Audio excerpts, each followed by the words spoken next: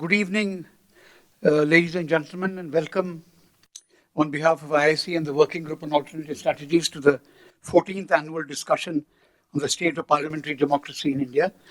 This annual discussion was instituted in 2006 on the first death anniversary of Madhu Dandavate, who was closely associated with the Working Group and was a veteran parliamentarian and who believed in parliamentary democracy and held it very close to his heart.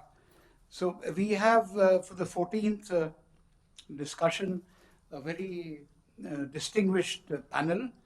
We have Professor Surinder Singh Jodhka on my left, Professor, Center for the Study of Social Systems, JNU, Venkitesh Ramakrishnan, the Senior Associate Editor, Frontline, who had to, at the last minute, leave for Kartarpur. We'll be putting him on video because we could record him just before he left.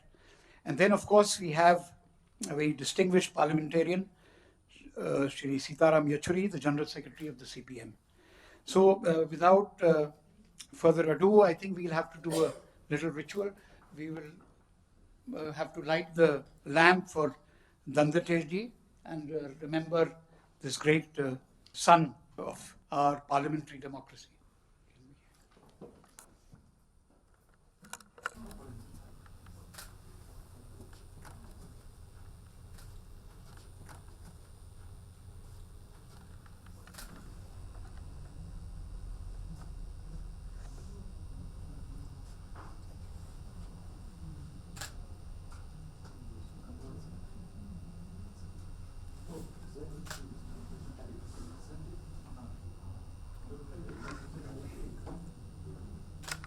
Can we have Venkitesh on the video, please? First of all, apologies for not being able to be physically present at this important event function. As I was telling Subhas, I have got some professional assignments to do in Punjab, so that's why I'm not here. And of course, I would like to place on record my sense of delight and happiness at having been invited to make a presentation here.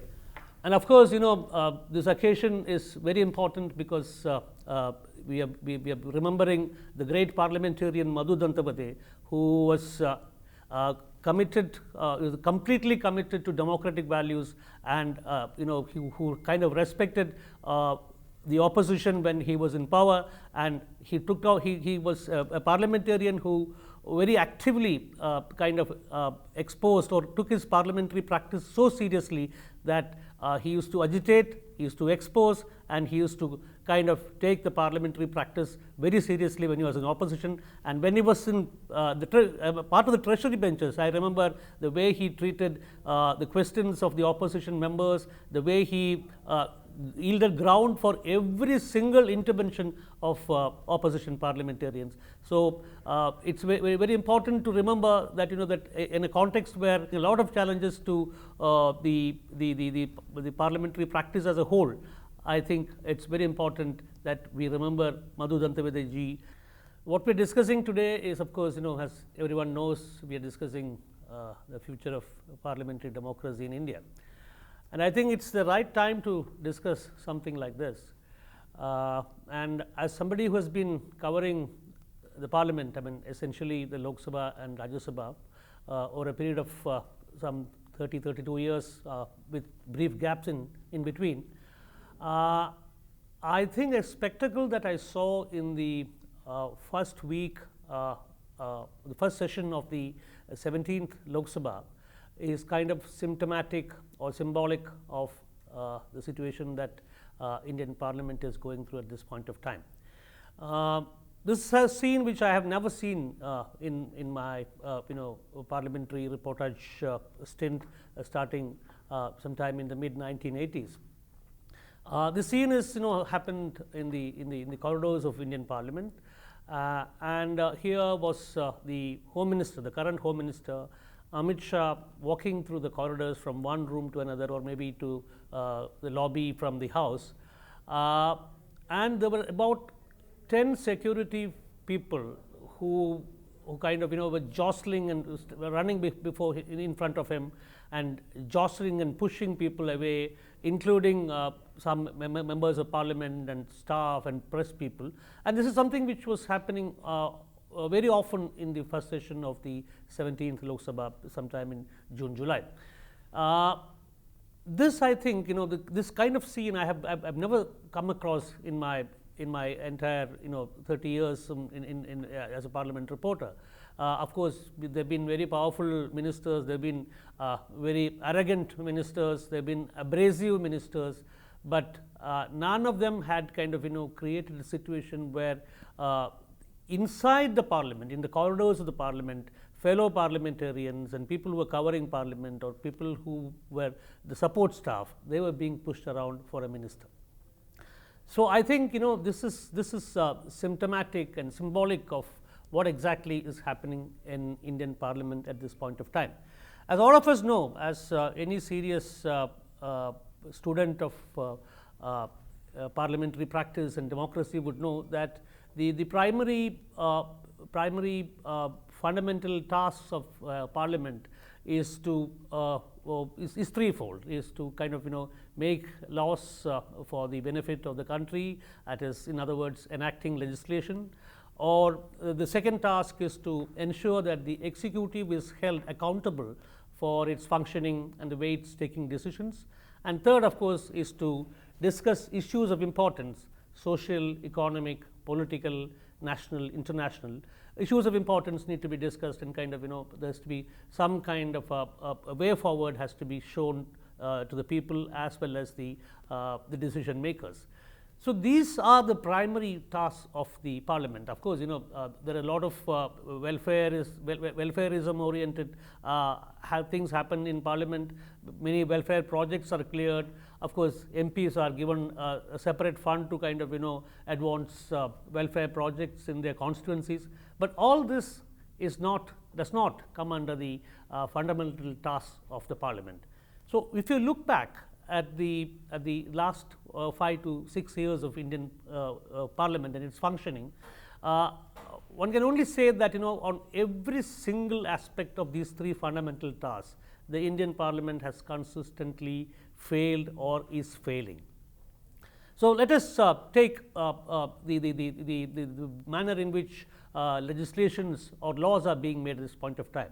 The first session of the 17th Lok Sabha is credited with a record of having passed some, having presented some 30 odd bills in Parliament and having passed around 14 of them in both houses and more than 20 in the Lok Sabha. So, and the majority of these bills were passed, as it was reported at the time the Parliament was in session. A majority of these bills were passed without any discussion, passed without many of these bills were not even circulated among the members of Parliament, including the most crucial bill of Article 370, which kind of which took away the special provisions that Jammu and Kashmir had, the abrogation of 370. When the Home Minister was presenting it in the Rajya Sabha, none of the members had a copy of the bill with them till the presentation was made.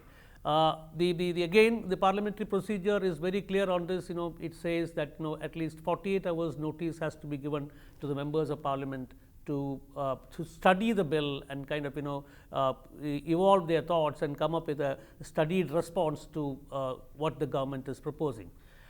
So if you look at the entire trajectory, I mean, notwithstanding this record, it's very clear that the ideal parliamentary practice is not being followed in the current Lok Sabha. Of course, this is the first session has concluded, and now of course we'll have more and more sessions. But then, if this is any trend, there is little doubt that this is going to be extremely self-defeating. But then it is not as though this has started happening from the 17th Lok Sabha alone. If you look at the track record of the 16th Lok Sabha, that is the first Modi regime between 2014 and 2019, you would see a similar track. I mean, systematically bypassing the standing committees and systematically sabotaging the functioning of the parliament without allowing discussions, without facilitating serious contemplation of issues at hand. So, the standing committees were essentially formed in 1993 with the primary objective. Again, it had a threefold objective. The provisions of the formation of the standing committees said that the standing committees are the idea behind forming standing committees in 1993 was to strengthen parliament by increasing its scrutiny of government, whose functioning was becoming more and more technical, to invite subject matter experts and public feedback to be able to contribute to the deliberations of parliament, and 3, to provide a year-round forum of debate and deliberation, not limited by 65 to 75 average sittings days of parliament. So, the limitations of the sittings in parliament, that was the objective of standing committees was to essentially overcome that and kind of provide a more informed, a more knowledgeable framework for passing legislation. But then if you look at the track record of the 16th Lok Sabha, you can see that that very few bills were referred to the standing committee, and even those bills which were referred to the standing committee, the suggestions were not being very seriously implemented by the government. So, overall what we can see is that if the fundamental parameters of the functioning of the parliament is being systematically being sabotaged, is being systematically being undermined, and this is a very foreboding kind of situation that we are facing. Certainly, in money matters also, we have seen how the Rajya Sabha, the lack of majority for of the ruling party in the Rajya Sabha, how every bill has been converted into a money bill, and kind of the backdoor entry has taken place on several issues, on several bills. So, when you look at this in totality, what one sees is a bleak picture, a picture where the brute majority that the ruling party has in the Lok Sabha is being used to kind of stifle all kinds of discussion and dissent, and in essence stifle parliamentary democracy. Certainly, this calls for a larger, wider discussion among the general public and among the legislators in not only in the parliament but across the country, the legislators in various state legislators and people who have been former legislators, and this discussion needs to take place at a wider level. And also, this has to be seen in conjunction with the kind of systematic undermining of other institutions, including the judiciary and the election commission, that's happening at different levels, and it's being pursued by the government at different levels. So, overall, I think the very fact that we are discussing something like this, an issue like this, in the context of the larger undermining of institutions is important, and perhaps we need to kind of come up with a message from here which would address legislators across the country and kind of build up a larger social movement which will underscore the parliamentary rights of people and the parliamentary rights of parliamentarians as well. Thank you. So, Venkitesh has, I think, put things, flagged issues very well to open the discussion. And what he is talking of is, we are discussing parliamentary democracy, but what he is saying, and I think most of us here from the panel would agree with that, there is virtual subversion of parliament happening. And then this is not subversion only of parliament, but other institutions like the election commission and the judiciary. So, in these kind of circumstances, to have a discussion at the center on these questions, I think is critical. And now I would request Professor Jodhka to come in. Thank you very much for having me here. I was actually quite surprised to have been asked to be present here because I am not uh, the kind of person who speaks on parliamentary democracy. I hardly comment on politics, not that one doesn't have politics, but there are learned people in India, many of them in Delhi, who could speak much better, who know much better about parliamentary democracy. So I'm not going to speak on parliamentary democracy. I'm a sociologist who works on caste and agrarian changes and social transformations. And I'll try to kind of bring in my own work and see how one can relate those processes that we see in India today with what is happening on ground and how politics has come to be as it is. As is being said already, there's a lot to feel bad and sad about Indian democracy today. But I think the question, again, as you just articulated very well, how has it come to be? I mean, why is it that somebody like Trump is not able to stifle entire democratic space in United States of America, and India it has happened so easily? I think that is something, a question that we must ask ourselves. And I think one must recognize that in 1947 or before that also, and when the Constituent Assembly was talking about Indian politics, there was a very clear understanding across political spectrum that India was a very rigid, hierarchical, undemocratic society, and politics was not simply a method of governing India. It was also, in some sense, a very positive force. It was something that was to transform India.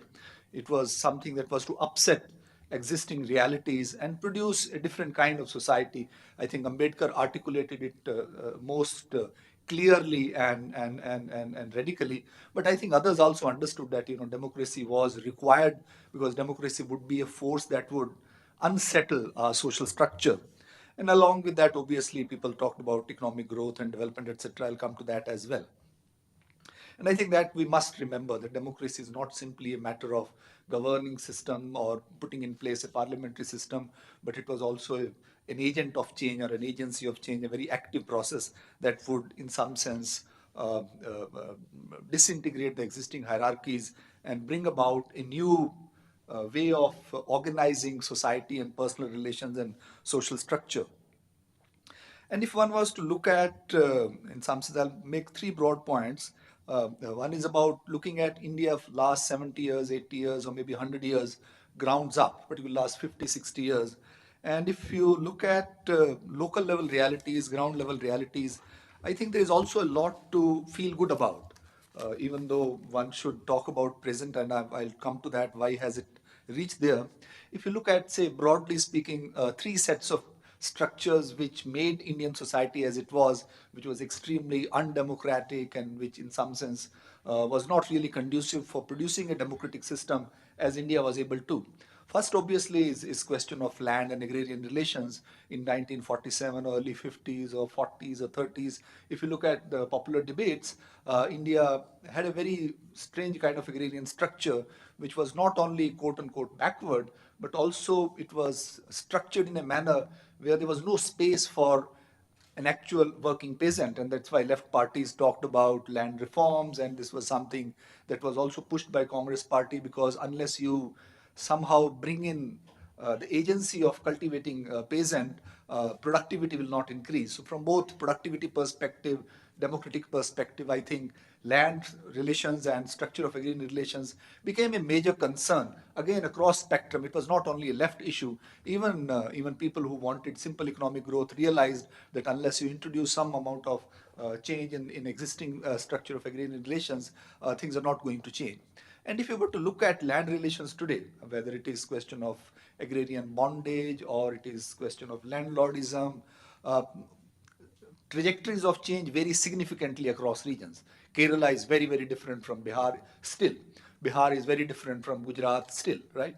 But still, almost everywhere, there is a process of loosening of earlier bondages. And there is, one can broadly say, a process of democratization. Now we have reached the other extreme where rich farmers are also talking about agrarian crisis, and we hear about all the time talking about agriculture not getting. Those are real issues, though not that those issues are not critical. But if you look at the rural social structure, it's far more democratic than it used to be even 30 years back. I did my first field work in villages of Haryana in late 1980s. Now when I revisit those villages, and I have done that and I have also published that, a lot has changed. There's virtually no attached labor.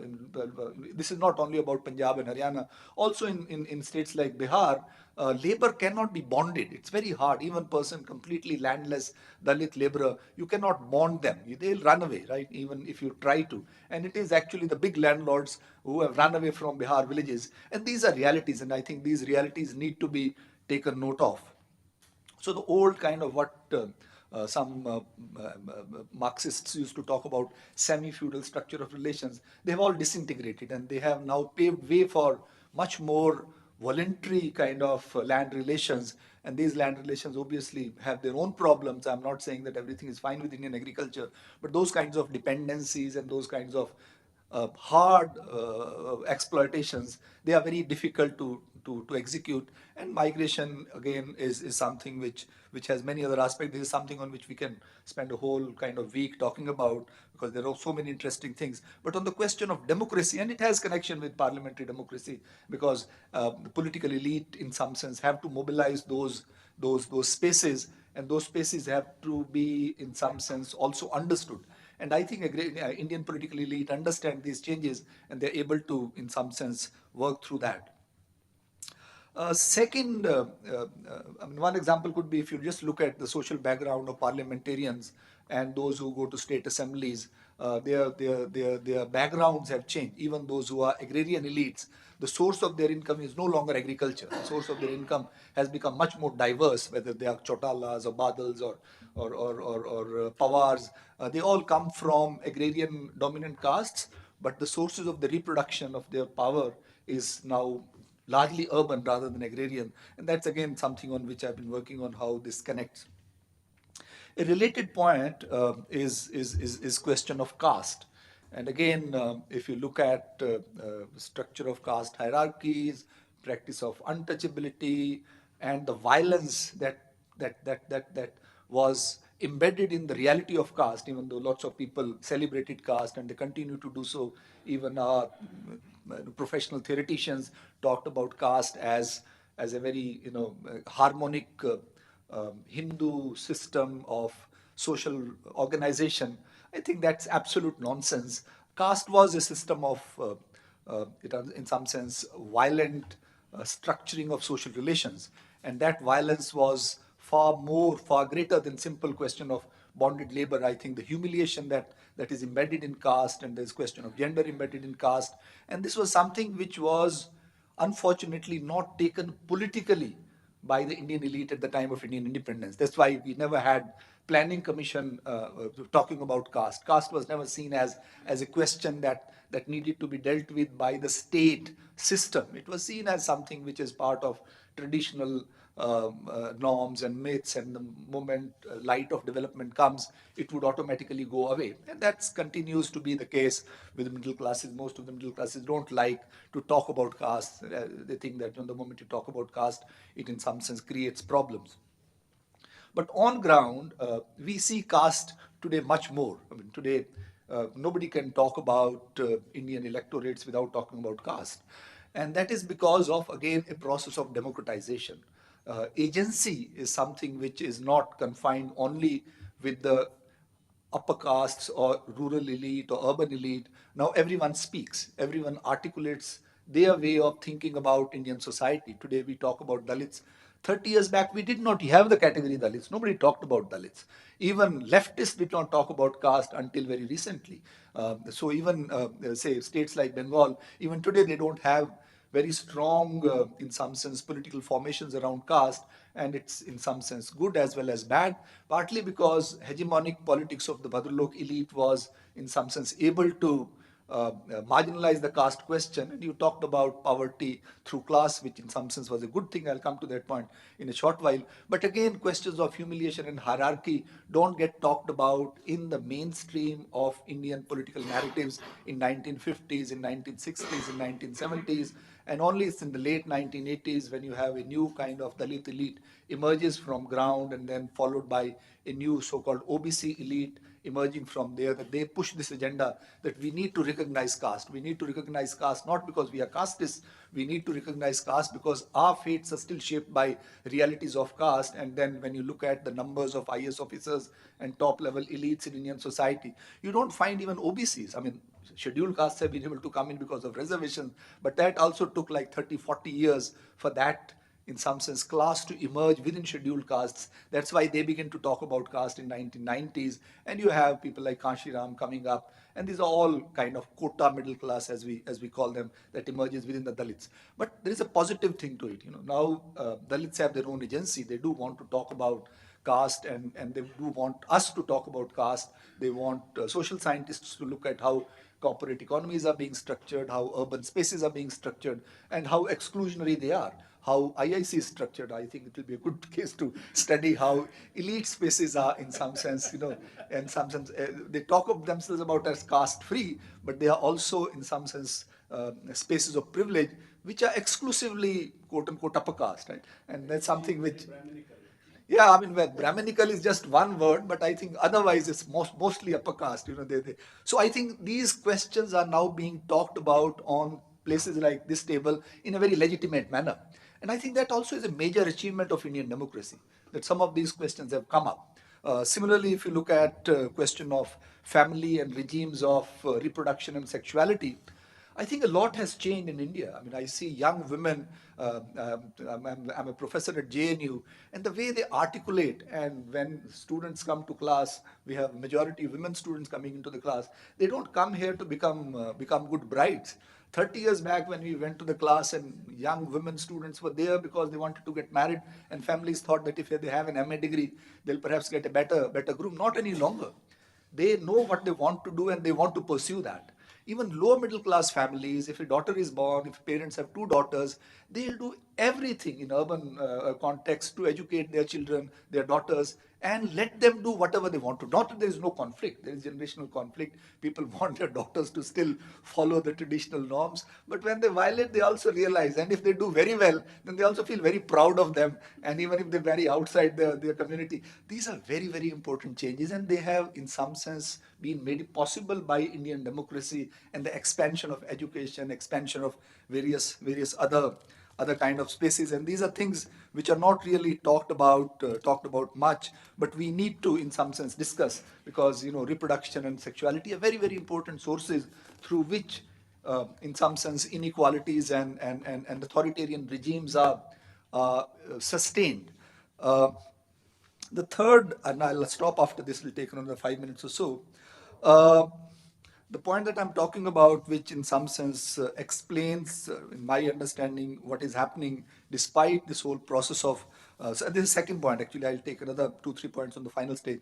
So discursive frames of Indian democracy have been quite problematic, even though on-ground democratization is happening. But if you look at the discursive frames of Indian democracy have been broadly nationalism and development.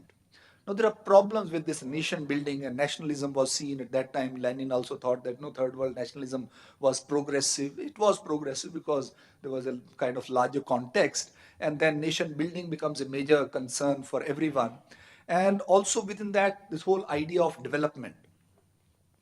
Now, democracy is the larger framework, but if you look at last 70 years, I may be wrong and you may disagree with me, we haven't really invested on building democratic cultures for themselves. We have had social movements from below, and the earlier speaker was talking about the significance of social movements, which have asked for democracy.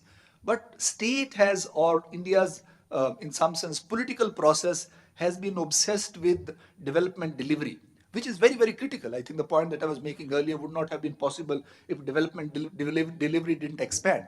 Most of the political mobilizations in India also are state-directed. Almost entire social sciences, particularly economics and even history, is state and nation directed. I mean, all history of India is history of Indian nationalism at some level, modern India, and how India came to be what it is. Or development economics, which has been most dominant. It's all directed towards state planning commission, and that's the space which everyone is trying to address. Now, these are very, very critical points. Economic growth is very critical.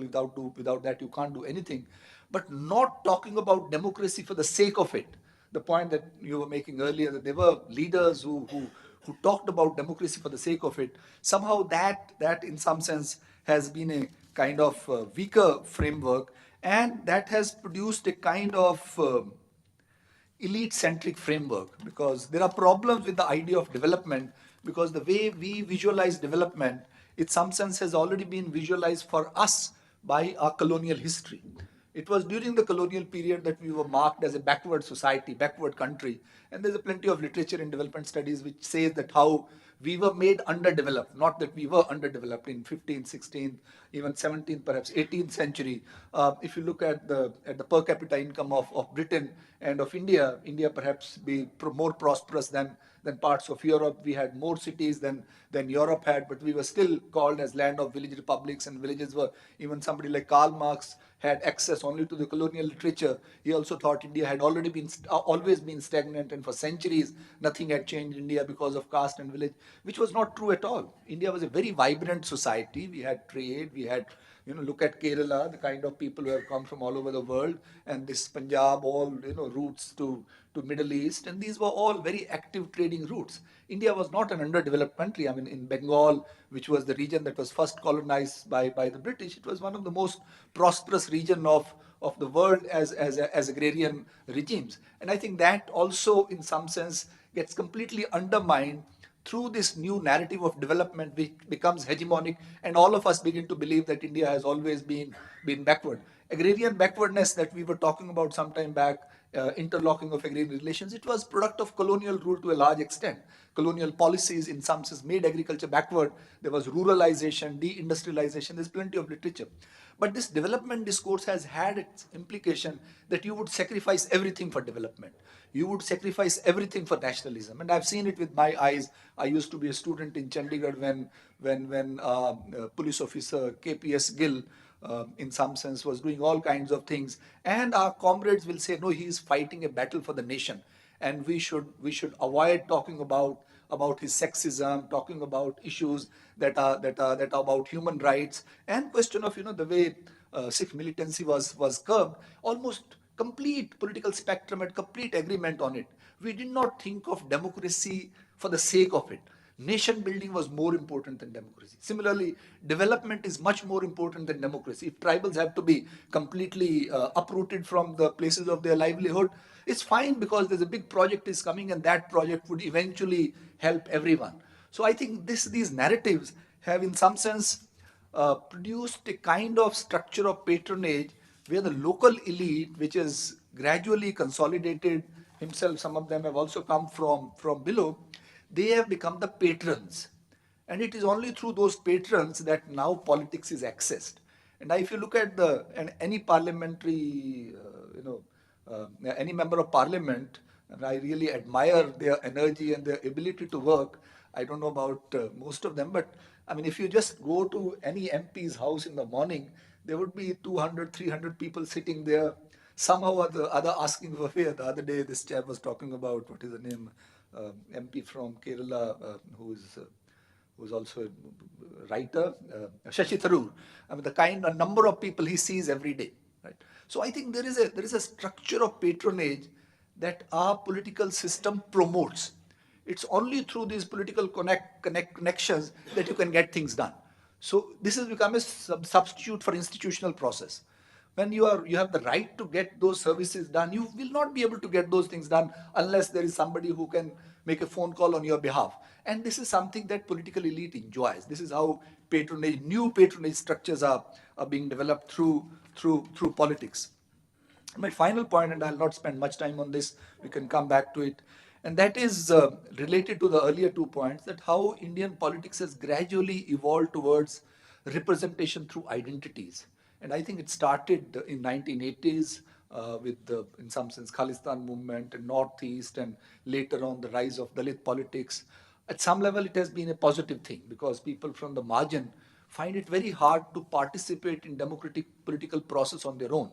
There were trade unions at one time which enabled individuals to participate, but they were a very small proportion of Indian population because capitalism has not really, in that sense, expanded in India the way it expanded in the Western world, where everyone became a proletariat or was integrated into new kind of class structure. Class is there. Class has always been there in India, and I think that class space has also expanded, and it is still expanding, and it's becoming more and more pronounced. But somehow class politics in India, for one time, it seemed very promising, but at the same time, identity politics in last 20 years has flourished. Which is, you can say, failure of some people or success of some other people. But it was also because some of the other things that we were talking about, since caste was not carefully talked about, gender was not carefully talked about, and the political structures that it produced, those hierarchies were not talked about, that I think identity politics emerges from below, and they feel that this voice needs to be articulated in this particular language. Coming of Kashiram and Mayawati were great achievements for Indian democracy, or even Lalu Yadav. But why is it that question of caste was not raised earlier when left was very strong in states like Bihar?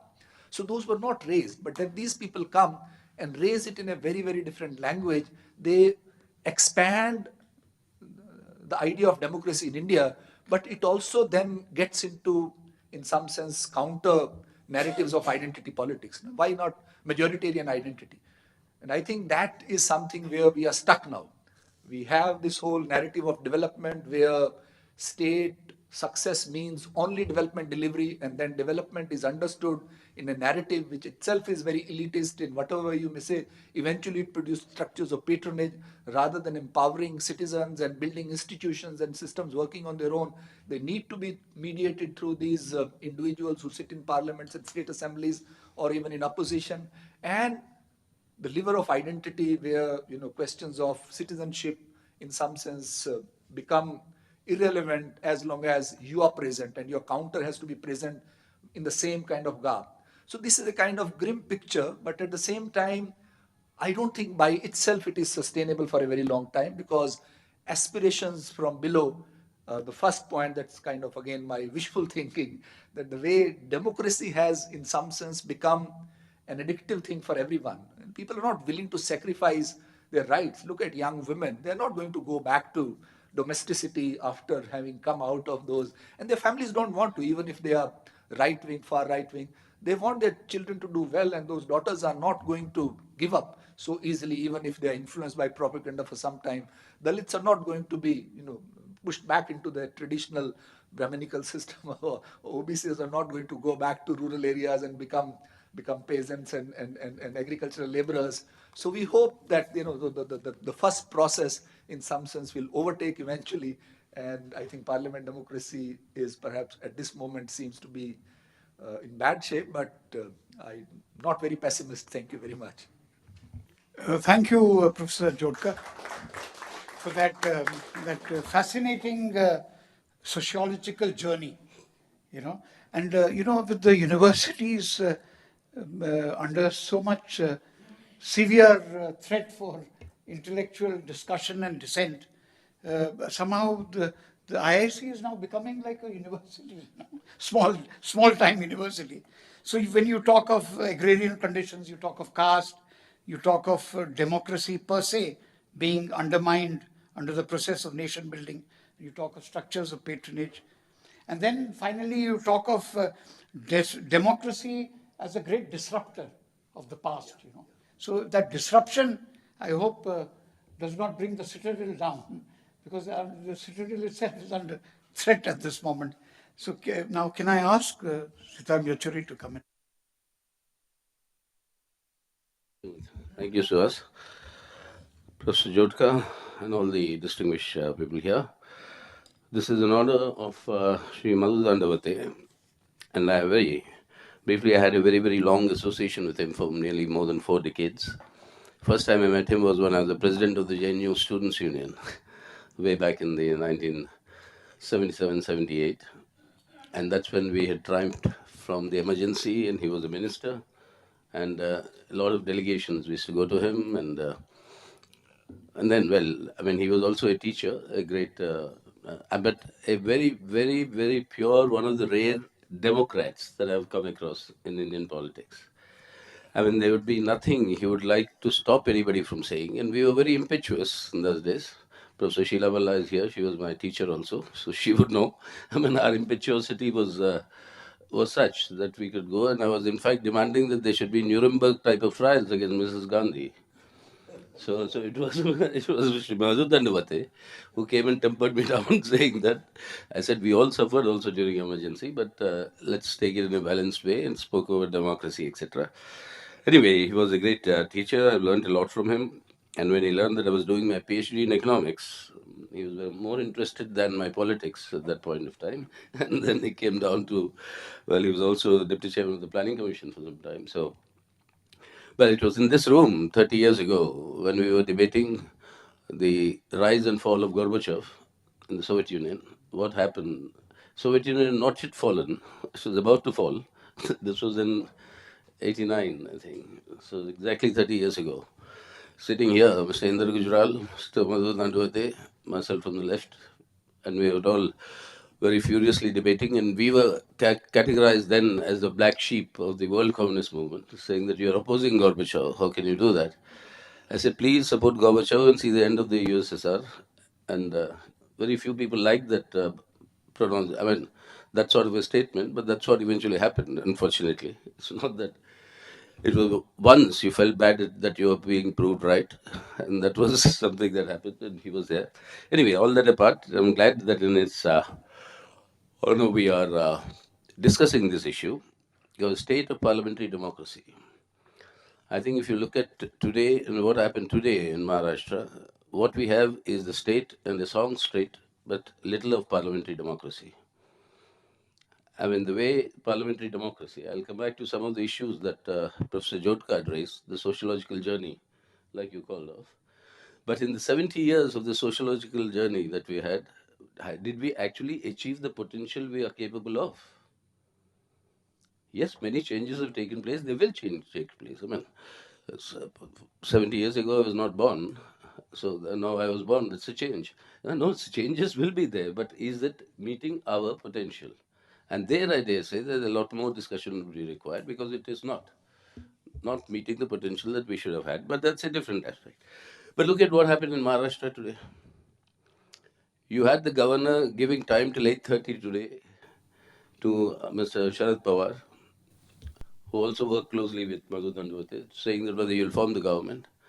But around 1 o'clock, I think he was told, because the Prime Minister was leaving the country at 2:30, so he was told that you better recommend the President's rule, because the Cabinet will have to endorse it. Prime Minister is not here, the Cabinet cannot meet.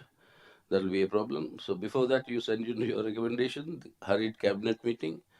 They endorse the call, send it off to the President of India, who comes back from Punjab.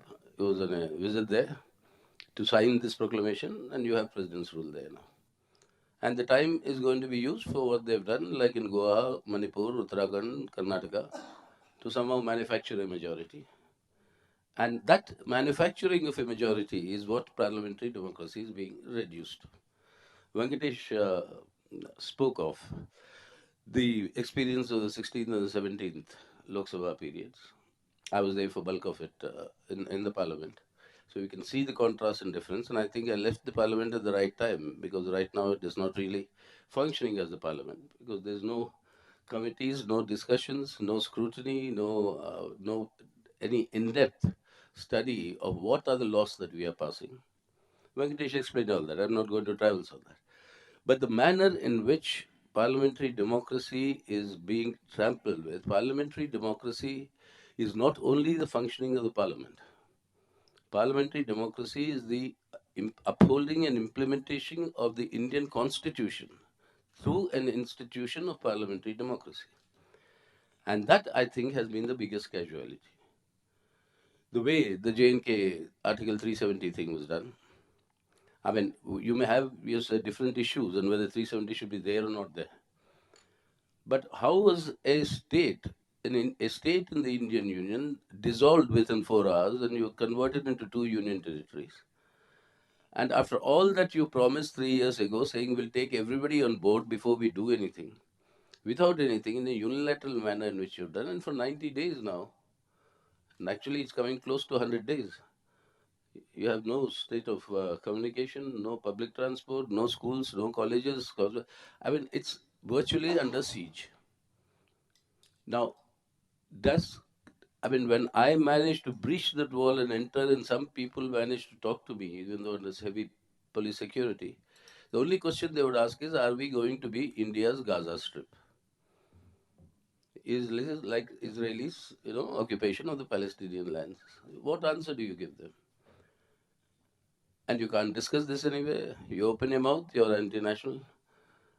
And that is what that's what happened. The poor Oxford Union had a debate on Article 370 thing, for which I was invited. And honestly, many people thought that I won't be allowed to leave the immigration in Delhi airport, to go for that. Just a week back. Just a week ago. But when they've not been uploaded, they've not yet uploaded the debate, because I think there's tremendous pressure not to do it. But let's see what happens. That's a separate issue. But you see, this is happening with a package. Yes, democracy is very important in terms of meeting your sociological and your objectives. And Professor Jodhka talked about Ambedkar. When Baba Sahib Ambedkar recommended the draft for adoption by the Constituent Assembly, in that speech, he makes a very, very pertinent point, saying that what we have built as the political structure here is an elaborate political structure we have built in our constitution, which guarantees one person, one vote. In those days, language, when gender sensitivity was not there, he used one man, one vote. But what was meant was one person, one vote, and one vote, one value. It was a revolutionary step then in 1950. Many Western countries did not have universal suffrage. But India from day one gave that. One man, one vote, one value. And then he says, but we have not, because of your socio-economic contradictions, created the circumstances where there is one man, one value.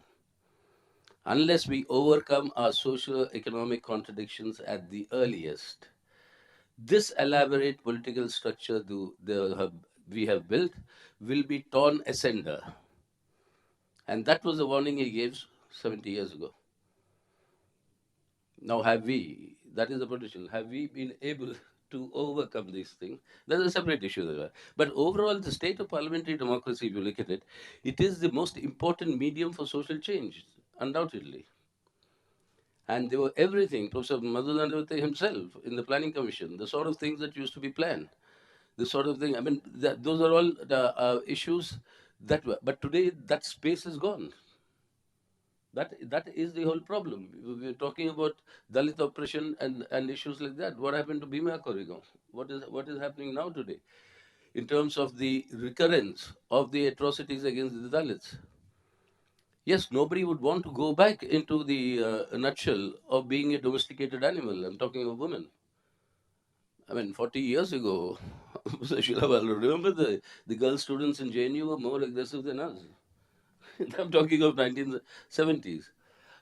But yes, but that will happen. But to universalize that, you'll require a system, and that system is parliamentary democracy, which is your main conduit, and that is what is being destroyed today.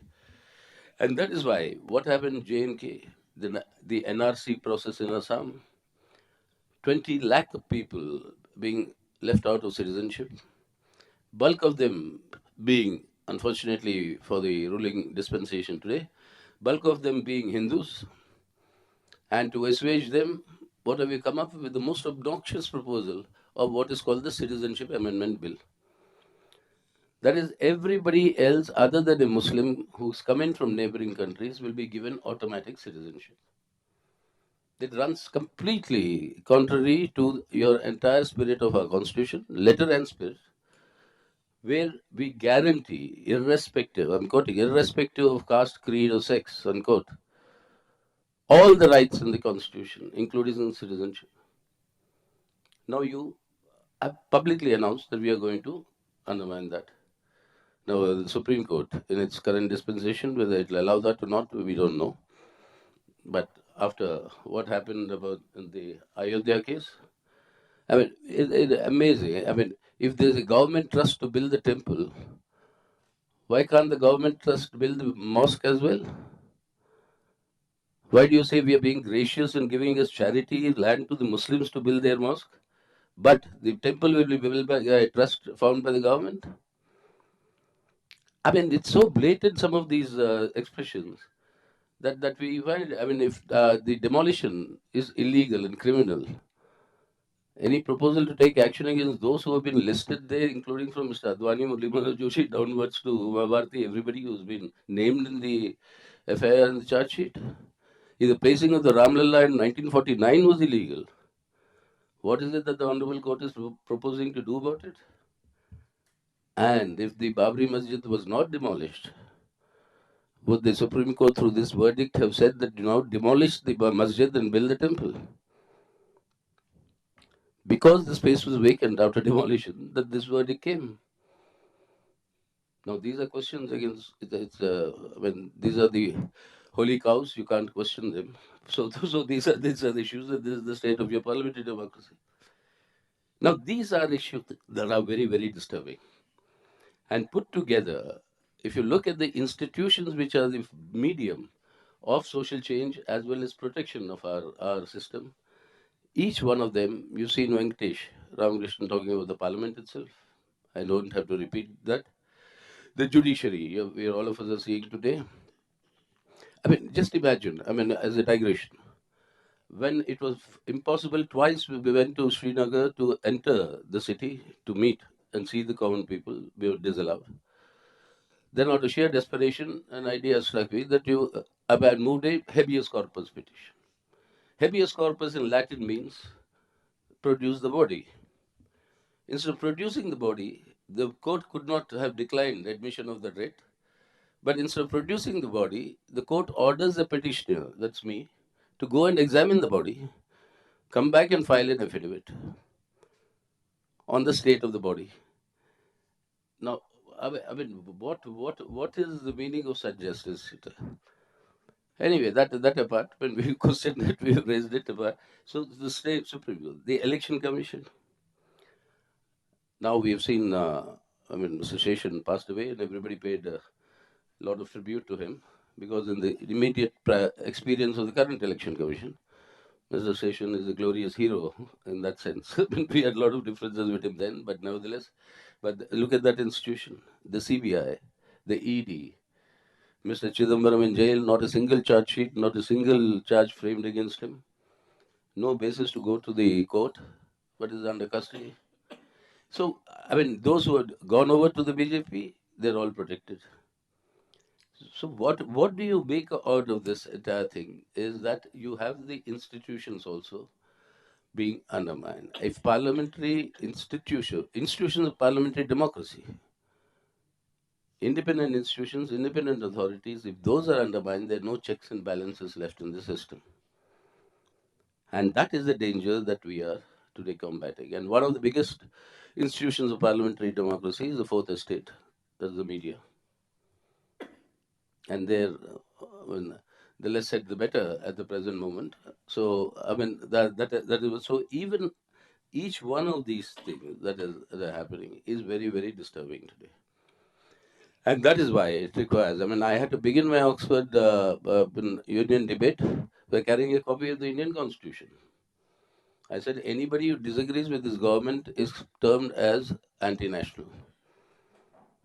But I'm here as an Indian patriot. Religions will have their own books, scriptures, but for an Indian patriot, there's only one book, that is this Constitution. If this is violated, my protest against it is entirely, purely Indian nationalist expression. You are now forced to say such things. Otherwise, I mean, why are you taking a position that you are taking? Defense of your Constitution itself is an offense today. Now, that in that situation, the question is that why is this happening? And I think the larger picture is necessary for us to understand in order to resist this and protect and safeguard what our Constitution and our parliamentary democracy. And what is this larger picture? For nearly a century now, the Indian national movement, there were three distinct visions that were battling and it was a battle of ideas on what would be the character of independent India during the freedom movement. How will that character be consolidated post-independence? What were these three essential distinct visions? One was, of course, led by the Congress then in the national movement, which talked in terms of given the India's diversity and its immense diversity and distinctiveness of various sections and traditions and cultures, etc., languages, he said it cannot be anything but a secular democratic republic. That was the Congress vision. Communists, we said, yes, absolutely correct. Without secular democratic republic, India cannot remain a unified country. But we cannot stop there. We have to move to convert the political independence of the country into the economic independence of every individual. That would mean that we have to continue this transition towards a socialist order. There you had two streams, the communists and the socialists. Mr. Dandavate represented the socialist stream. So that was the second vision.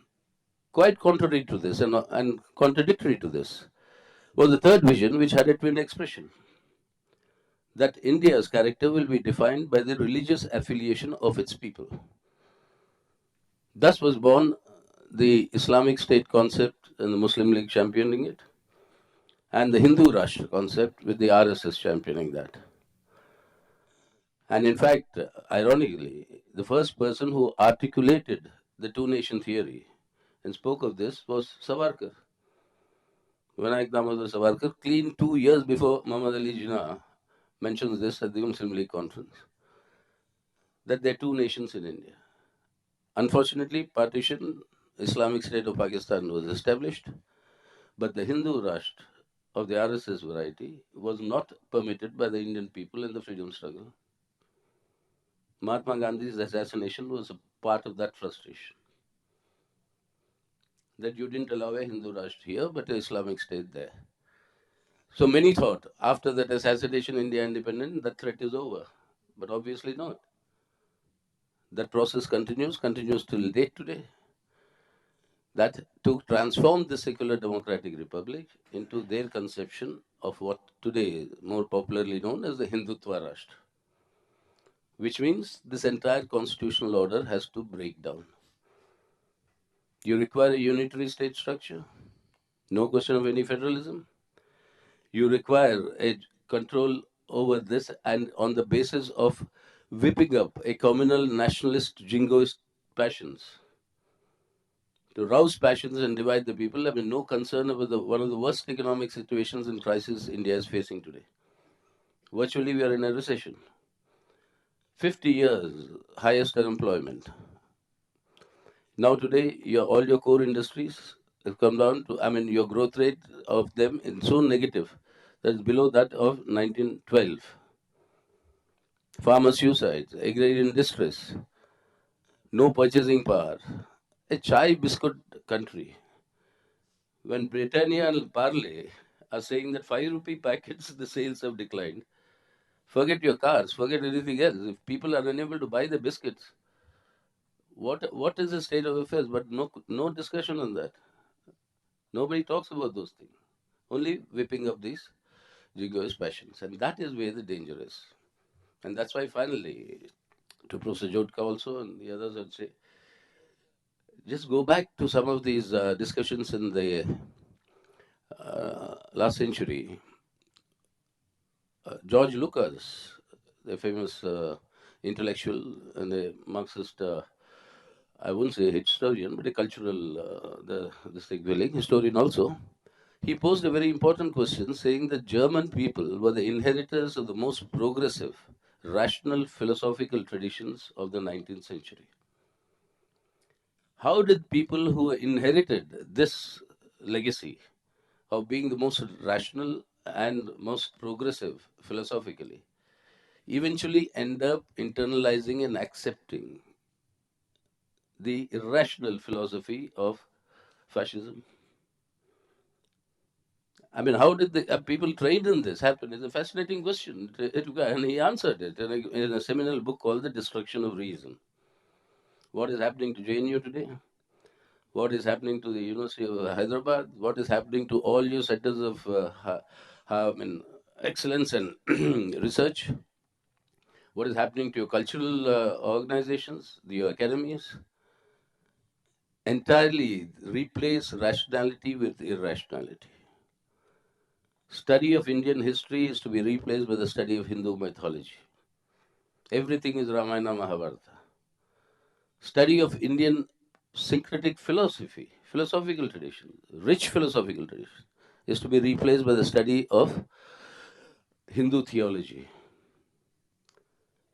So, triumph of irrationality over rationality is what allows the people to accept this sort of a assault that is currently going on. And that is why protection of these institutions and their well-being is of vital importance in building up the resistance to this. The assault on reason is what we have to combat. Otherwise, all this will continue to happen without any protest. And that is where I think the challenge is. We are there to do whatever little we can, but the more you do, the more you're under attack. We'll have to face all that. But I think it's time for all of us to stand up. It's not the Indian state as much as Indian parliamentary democracy that defines the character of the state. That is important to protect. Thank you. Thank you for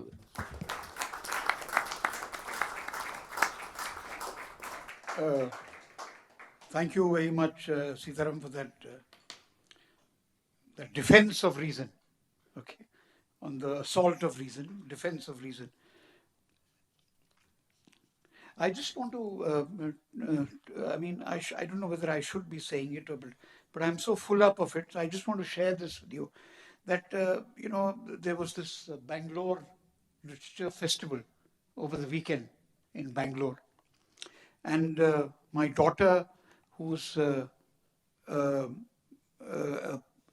assistant professor at one of the Delhi universities, was invited to, she works on Muslim issues, so she was invited to speak there. And can you imagine, one guy got up and said, are you a Muslim married to a Hindu? You know, the level of discourse. And she said, I refuse to answer that question. I mean, she had the guts to shut that guy up, and he later identified himself as a ex-Air Force officer. Anyway, be as it may, we will now take up 4 questions in the first round, and then we could move on if there is time. So, yeah, Ambassador Fabian. Suhas, I take it that you had some intelligence ahead of time that you wanted this function to coincide with what happened in Maharashtra. No, the date is fixed. I mean, there's 12th of November next year also. Anyway. So it's the other way around. My fear is any date you fix, something will happen that day. Okay, I just have a couple of questions only, but I don't want to take too much time. One is about Savarkar. It was said that, he's raised the question of partition even before Jinnah. Yes and no. It was Lala Lajpat Rai who mentioned it first in the 20s, and he uncannily predicted the borders. But that apart, my question is, how come that we have a portrait of Savarkar facing that of Mahatma Gandhi, and when it happened, did anyone oppose it? So that is one question, and second is about EVMs, electronic voting machines. Now, we all know that in Europe, they have stopped it for good reasons. And some of us retired civil servants, we raised some questions, but we didn't have much traction, primarily because the opposition parties did not bother. Now, I have a question to the sociologist. It was mentioned that emphasis on development came in the way of building democracy. Is that correct? I take it that democracy was not built because our political leaders are not really democratic in their mind, in their heart of their heart. You know what I mean. And also, you spoke of development, but inequality has been increasing, especially since the 80s. So that apart, a question is, what is the type of individual who gets elected to the parliament? I mean, thank God we have got some very good ones. But we also seem to have, I was reading somewhere, a certain number of individuals with a criminal background and all that. So is it that their criminality sort of fetches them more votes? What's happening? And the last question is, tell me, our political leaders, uh, have they ever heard of a man called Montesquieu, who believed in the separation of powers? In democracy, opposition is very important. But I see that opposition is becoming weaker and weaker with the increasing prices, unemployment, and all these factors. That opposition should become stronger rather than weaker. For instance, leftist parties, they were very strong at one point of time. They have become weaker. And when unemployment is there, why they should be stronger? They should take the cause of unemployed people, maybe in inflation, in prices, and all that. So I'm not able to understand why or any leftist movement is becoming weaker and weaker. The voters are likely to vote again for Mr. Modi and the BJP because there is assault on reason and they are losing their rationality. Now, is that really true? Because a lot of people, intelligent, educated people, feel that this quick decision making is what is required and it is going to move India fast. Otherwise, you take forever to take decisions. So bills which are passed fast, even without discussion, at least they move things forward. That is the impression I get from people. And secondly, and related to that, they feel that sure, the Chinese whose GDP was less than ours so many years ago have crossed us 5 times more because things work so much faster and they have a dictatorship. But the question in my mind is, can we have a dictatorship sustainable in India? Because India, unlike China, is totally diversified, so many differences. So how can a dictatorship really work in India? And my second question is, what is happening in villages? Because we do have panchayats and we do have a lot of debates. It's called oral democracy in villages, because the way they discuss things amongst themselves. How is that working out? And how is that going to affect the rest of the country? Because most of the population of India does live in the villages. Thank you. We had a very elaborate discussion on the sociology issue. We had some discussion on parliamentary issue, and Mr. Yechury also discussed briefly about the economic issue. So my question is more focused upon the economic issue. Like we are having some economic slowdown in industries and other various sectors. Based upon the recent reports, we are having slowdown in electricity demands, and all those things are more like a pointing towards a very less demand in the rural sector. So my question is, can we follow a Chinese sort of an economic model in a country like India? So will that be a solution sort of a thing for a current economic slowdown that we are facing right now? When development is framed at the cost of democracy, that becomes a problem. I think we were talking about earlier how, say, for example, in Naxalite regions, you can kill people because development is at stake. And somehow, historically, India's political elite has been able to push that point that development is superior to democracy.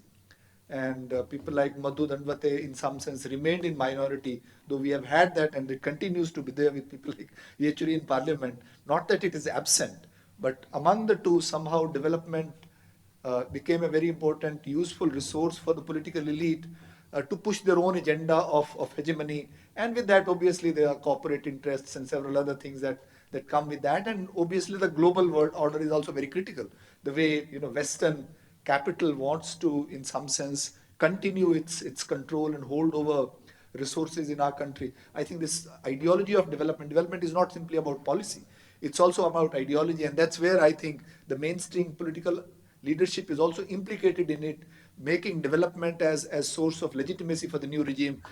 Development is most critical, and that remains, as development delivery remains the political rhetoric even today. So that's the point I was trying to make. Rather than right, I think individual right, individual dignity, those do not become equally important. Sometimes it should be more important, because unless they are important, development delivery would not happen and inequalities will increase. And that's what is happening. So you have development even when the growth rate is 7%, 8%, 9%, we see inequalities go, and that's happening all over the world. And this is not something which is isolated question. So that's the point I was trying to make.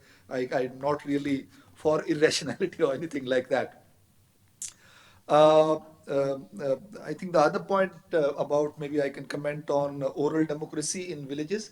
I think that's the point I was trying to make. It's very, very critical to understand how rural power structure has completely transformed. I mean, I mostly do my empirical work in Punjab and Haryana, but I also work in Bihar and a little bit in Himachal Pradesh. Almost everywhere, the traditional political elite has run away from the village. Not that they have been in some areas, perhaps in parts of Bihar, they ran away because they were scared of the local left leadership, or Lalu's regime kind of made them. But most places they have gone out for better opportunities. The big landlords, for example, in Punjab, they would move their families to Mohali. That's where the children would grow up and study in English medium schools so that they can have better opportunities. They would invest their surplus and political capital in real estate capital so that they can expand. So now, earlier power used to travel from village to city. Now power travels again through the same set of political elite from the state capital to the villages through a structure of patronage. So what you have at the local level are different kinds of what I in my one of my paper call as local political entrepreneurs. And these political entrepreneurs mobilize votes for the patron who belongs to the same caste but who lives in city, who pretends to be agriculturists but has very little to do with agriculture. And that kind of structure is producing a new kind of right-wing politics as well.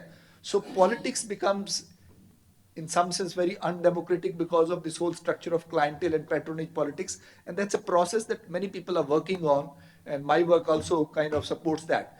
And in some sense, one needs to obviously take political positions, but also one needs to explain them.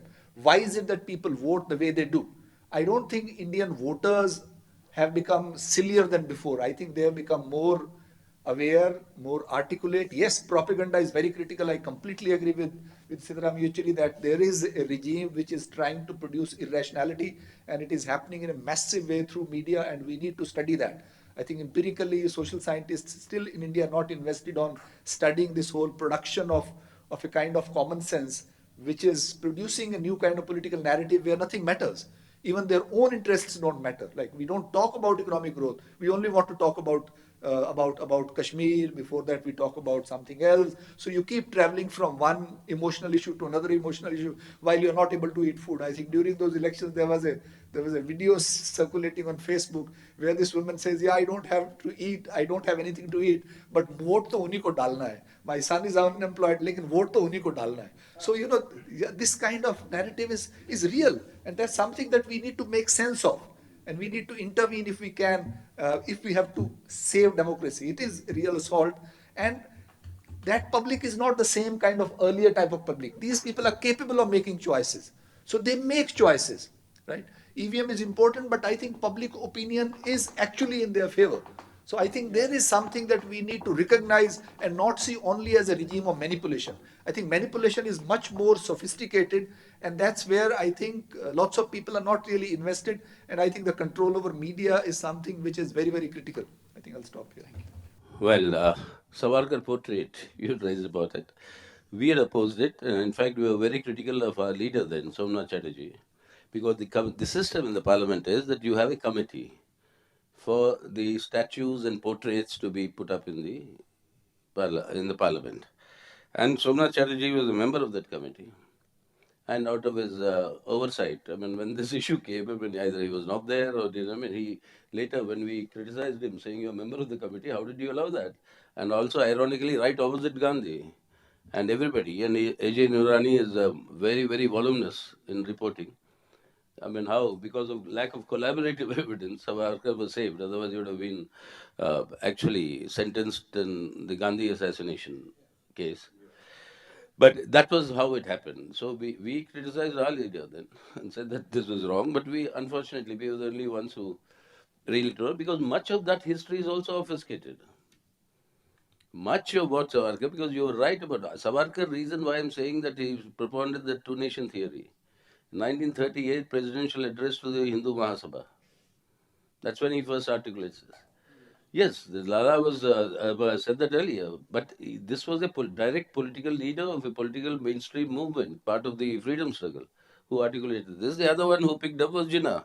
Both being part of the freedom movement. That's why it became important. Even the civil society very strongly protested, but they couldn't do much. Yeah, they couldn't do it. This is the. You see, there are checks and balances in Parliament, but if none of those work, I mean, you were talking about Montesquieu, checks and balances. I mean, of course, when all of us grew up in their separation, but complementary to each other, and particularly with the judiciary, executive, and the legislature. And this is something that is completely being eroded. The executive is accountable to the legislature. The judiciary is independent. Without the executive being accountable to the legislature, the checks and balances don't work. If parliamentary sessions are curtailed, this accountability is constricted. And parliament doesn't function properly, the executive gets away with whatever it does, and that's what is happening. That is the state of your parliamentary democracy. Now, the EVMs, again, the point is that yes, many opposition parties continue to have, and we are all now meeting to say that, but we can't really say in today's condition that is the main reason. But there is scope for manipulation. You have to choose. I mean, you see, don't have to manipulate every machine. Anybody with a certain experience of electoral politics will know how many booths in one assembly constituency, if you can influence, that is sufficient to tell the balance. So it doesn't have to be large scale that all the machines are doing. But then there are many sleight of hand this election commission has done.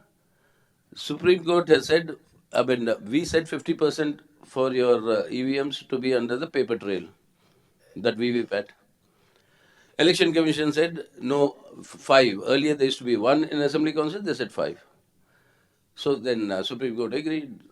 We were still continuing to contest. But okay, even those 5, we said first count those. If there's a mismatch, then you'll know there's a mismatch in the whole thing, so you'll have to do a manual counting. They said no, we'll count it only in the end. Again, no rationality. But then where is the biggest catch that happened? That's what we'll take up. The opposition party is going to take up now. You have your machine where you press the button. That is your voting machine. Then you have a control unit. And then you are supposed to have the VVPAT. That is from the machine, when you press the button, what is registered in the control unit, that is reflected in your VVPAT. That what you have voted for is correctly registered. But what has this election commission done? It's put the VVPAT between the two. So what you have pressed on the machine is correctly seen in the VVPAT. But what goes from the VVPAT to the control unit, that nobody knows. Not always. There was a question of the... Yeah, not always. Not always. Even, I'm saying, even where if it is correctly seen, the question mark is from that VVPAT to the control unit, what has been transmitted. Now that is where the question mark, I mean, like this, there are many question marks that are there. So that will be taken up. I mean, we're all currently doing it and taking it up. So you see, there's a larger question. I mean, why these sort of MPs are coming and what is the power structure? Professor Jodhka, you're absolutely right. I mean, things have changed over a period of time. But the larger issue is that in India, the transformation in our agriculture sector and in our farming sectors did not come about by the destruction of feudalism, but by the co-option of feudalism. Now, when you do not destroy feudalism and build capitalism, by co-opting feudalism, you may end all types of landlordism. But what is kept alive, which unfortunately is affecting our democratic system, I'll tell you why and how. What is kept alive is the social consciousness associated with feudalism. And that is dominant with both caste and your religious affiliations. Non-destruction of the system, you co-opted, that sort of landlordism is not there. But the consciousness associated with that backwardness, that continues to dominate. Now, instead of fighting that consciousness over the period, you're saying why the left is weakened. Over the period, it is the caste and communal considerations that predominate in choice of your candidates. You're feeding that backwardness, caste consciousness. You look at any political party which chooses first a demographic survey is done of the constituency, which is the dominant caste. Majority are Muslims or Hindus, and then choose your candidate in accordance with that. So are we fighting that? Now, parties like the left, we don't use those criteria. Today, if you type of MPs that come, you say criminals, etc., that you talked of, it's precisely because it is the dominance of the rural areas, not in the old feudal sense of land dominance, but now in terms of political patronage. Why does Shashi Tharoor's how so many people do it? Because we are used to patronage. Everything in India, right from arts to literature, everything flourished under royal patronage. Music, everything. So that patronage structure still continues. And that is why money people get elected, criminals get elected out of fear, caste leaders get elected. So you buttress that system. Secondly, the other thing, sir, left is, if you notice, both in Bengal and Tripura, and now in Kerala, where we are under, in order to display, that we are seen as the most consistent fighters against this entire communal ideology and what they are up to. Eliminating us first is to eliminate the political challenge for them, whatever little small we may have. And I remember, I don't want to take names of senior RSS members of parliament in the Rajya Sabha. Once after one of my speeches, when they all come and said, "Your name is Sitaram, but why do you speak like this? Aren't you ashamed that you are speaking like this?" And in fact, they went and said, "My mother should now change my name. My father is no longer alive." He said, "Mother should now change my name, change it from Sitaram because he doesn't represent us." So then he actually told me, "I'm not afraid of these people," pointing to the Congress, ranks. He said, "You are a problem. Once I decide, half of the Congress people I can buy over." With what is happening? With what is happening? So he says, "You are the problem. First, we'll have to get rid of you." So that targeting that was done, 278 people, a very, very experienced comrades of ours were murdered in Bengal. Similar thing happening, those sections and those levels, they're sophisticated planning. Those levels where the party leaders are in touch with the people, not the higher committees. They're not in direct touch with the people. Where the party, those sections you eliminate and repress, and you have these cases. Now you have amended the laws that they can be individual terrorists. You can be a terrorist, I can be a terrorist. The onus of proving that we are not terrorists is on us, not on the state to prove that we are terrorists. So yes, the left has got to now, we are adapting different tactics, we are going to changing. Savarkar is the one who coined Hindutva in 1923, and he said nothing to do with Hindu religion. In fact, he was an atheist, Savarkar. But he says Hindutva is a political project. That is what it was. So then people want, today's youngsters want quick decision making and dictatorship, etc. Sir, don't be under the impression that because China is developing, all dictatorships will lead to development. And the fact that despite being a dictatorship, China is developing means there's something else you must study there. So why? Because most of the dictatorships have only spread misery. And that is what is in the nature of dictatorships. And that is what will happen. So it's not a Chinese model for India, like you're talking about. There can be no model India can adopt, and no country can adopt anybody else's model. In fact, the entire dispute in the Indian Communist movement, when it was divided into three parts, was that one section talked of the Russian model of revolution and socialism in India, one talked of the Chinese model. CPI-M was there in between, and they said that, "What are you? What is your model?" We said the Indian model. That's what even China says. Socialism with Chinese characteristics. So every country has to adapt to its own conditions, its model. So therefore, we learn the better things from other countries, including China, but we'll have to eventually adopt our own model. And that is there were huge debates in Parliament, from Pramod Mahajan of that time to our Pilot, Rajesh Pilot, and these people who were then ministers of information technology. He said, why are you opposing us giving 100% FDI in telecom sector? China does it and you support China, but in India you are opposing us. Double standard, etc. So I went and checked up in China, and then I said, you please do what China is doing. I'll fully support you. What does China do? 100% FDI in hardware production. All the factories, from Nokia to Samsung to everybody has got a factory there. Chinese people get their jobs. Chinese economy gets the technology. Chinese exports get them export earnings. What did we do? 100% FDI in your services. Not a single cell phone factory opened in India, except Nokia opened and closed down in Tamil Nadu. All the cell phones we buy here, 90% made in China, of any company. And what did China do? Services provision is 100% public sector.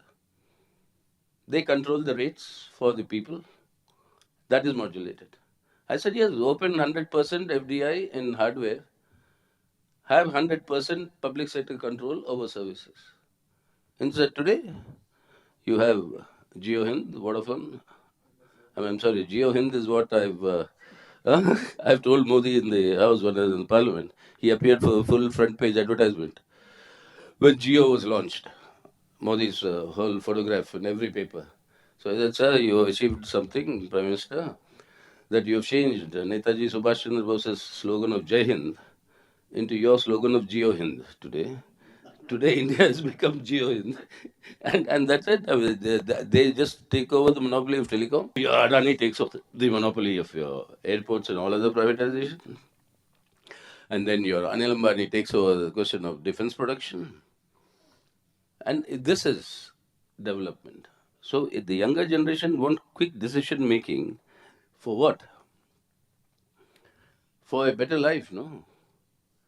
Instead, what is the life you're getting in today's economic conditions? Cognizant, Wipro, Infosys, they laid off more than 100,000 of workers today. What is that younger generation's quick decision making lead up to? These are important questions I think we'll have to do. If you'll permit me, can I? We are in a very, very vulnerable situation.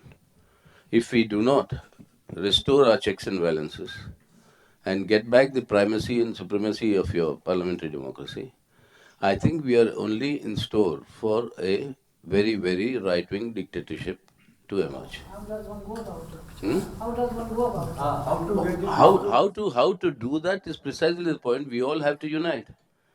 It's no longer a point saying that you're a communist, I'm a socialist, I'm in this thing, you're a that thing, etc. First of all, let us unite to save our democracy. Then we'll all fight. You may be right, I may be right, you may be wrong, I may be wrong. But without that level playing field, parliamentary democracy cannot be protected. And that is why that famous pastor in Germany, when fascism was rising, Neumüller, you know what he said? He said, first they came for the Nazis, first they came for the communists. I didn't say anything because I was not a communist. Then they came for the Jews. I said nothing because I was not a Jew. Then they came for the trade unionists. I said nothing because I was not a trade unionist. Then they came for the clergy. I said nothing because I did not belong to the traditional Catholic, church clergy. Then it goes on. And then he says, finally they came for me. And there's nobody left to stand up for me. That's what will happen to each one of us. If you're complicit, then let's all face it. This is not going to happen to me. History has seen many such examples. There has to be a broader platform. We have to subserve our, even to say identities, to come on a broad platform to save the value system, to save the idea of India, and save democracy and parliamentary democracy. Thank you very much. No, I mean, if I may add a last word for Professor Dandavate. He was one of the main forces that set up the People's Union for Civil Liberties during emergency. Yeah. What we require is such platforms today. Yeah.